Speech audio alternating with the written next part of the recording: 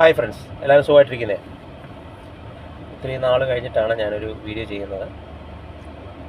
പിന്നെ എനിക്ക് പറയാനുള്ള കാര്യം എന്താണെന്ന് വെച്ച് കഴിഞ്ഞാൽ, നമ്മൾ ചുറ്റിലും നോക്കിക്കഴിഞ്ഞാൽ ഒരുപാട് ഷുഗർ പേഷ്യൻസ് ഉണ്ട്.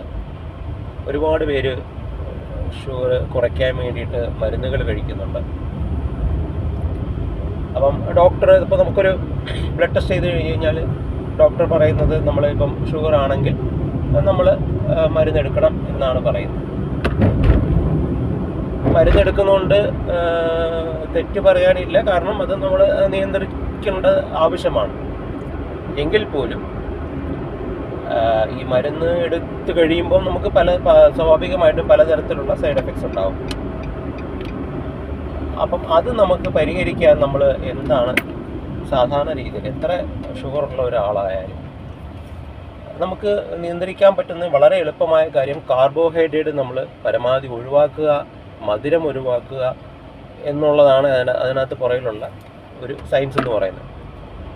ഈ കാർബോഹൈഡ്രേറ്റ് എന്ന് പറയുമ്പോൾ അന്നജങ്ങൾ ആണ് കാർബോഹൈഡ്രേറ്റ്. പിന്നെ മധുരം ഒഴിവാക്കുവാണെങ്കിൽ തന്നെ നമുക്ക് ഷുഗർ കൺട്രോളിൽ കൊണ്ടുവരാനും പറ്റും.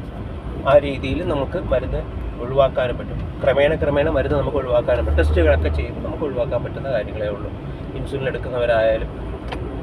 അപ്പോൾ ഇത് എന്താണ് അന്നജങ്ങൾ അല്ലെങ്കിൽ കാർബോഹൈഡ്രേറ്റ് എന്ന് പറയുന്നത് നമുക്ക് ചെറുതായിട്ട് ഗൂഗിൾ ചെയ്ത് നോക്കിയാൽ കിട്ടുന്ന കാര്യങ്ങളേ ഉള്ളൂ. അപ്പോൾ അതെല്ലാം പരമാവധി ഒഴിവാക്കുവാണെങ്കിൽ നമുക്ക് നല്ലൊരു ആരോഗ്യമായ ഒരു ജീവിതം മുമ്പോട്ട് കൊണ്ടുപോകാൻ പറ്റും.